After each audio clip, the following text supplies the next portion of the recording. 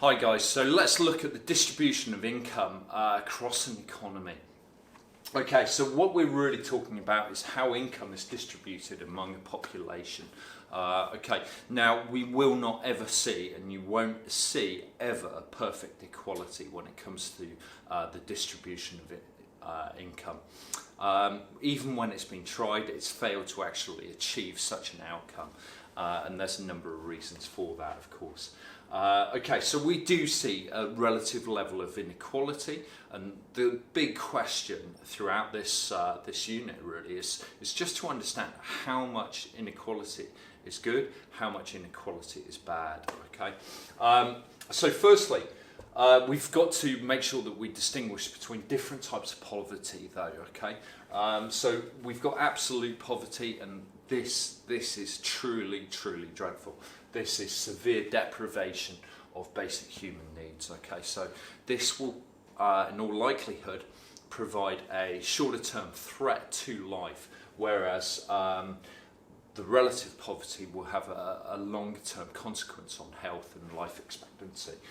This is more about the shorter term. This is really going to radically reduce life expectancy within an economy, within a country.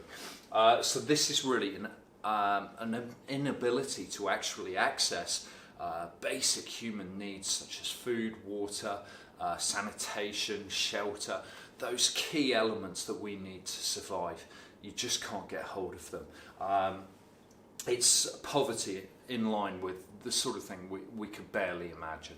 It really is truly abject poverty. It's dreadful.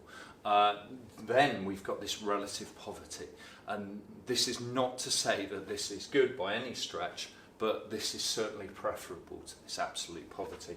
So this is where people lack the minimum amount of income needed in order to maintain the average standard of living in the society in which they live. Okay, so people are below the actual average standard of living here, okay, within an economy. So they won't, in all likelihood, have the same life chances as those that have an average or higher than average standard of living in that economy.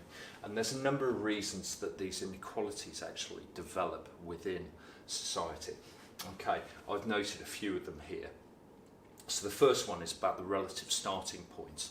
So if you are born in an affluent city which has a lot of high quality employment and sophisticated industries such as technology, then you're going to have much better life chances in all likelihood than someone who is born into an area of high unemployment and social deprivation. So your life chances are likely to be far better.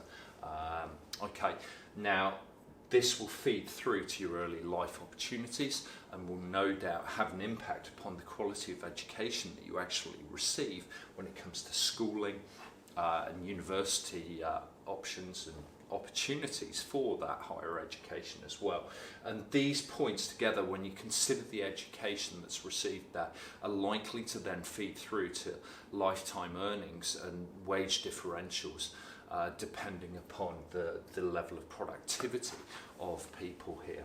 Okay, but the national economy is also going to play a role, and so whether the national economy is actually growing or whether it's in a recession, if the economy is in a state of economic decline or it is having a difficult time for whatever reason, then the number of opportunities that are available will be much lower.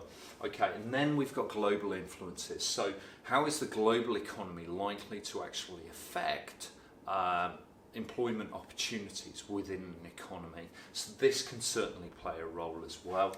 And then age and asset ownership. One of the big reasons for the relative poverty in the UK is because we do have a distinction between those who are older and who are asset owners and those who are younger but want to be, for instance, property owners, and it takes them a long time to actually save up to buy their first property and get on the property ladder.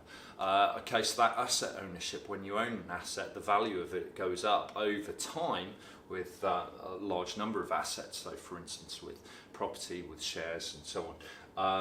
So the more assets that you actually attain through your working life, the greater the distinction between you and someone who is just starting their career is likely to be.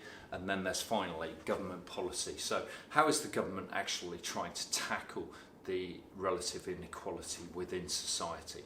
Okay, and what sort of impact is that having? Okay, so there we go. We're going to look at that in a lot more detail here. All right, okay, hope that's good. Thanks, guys.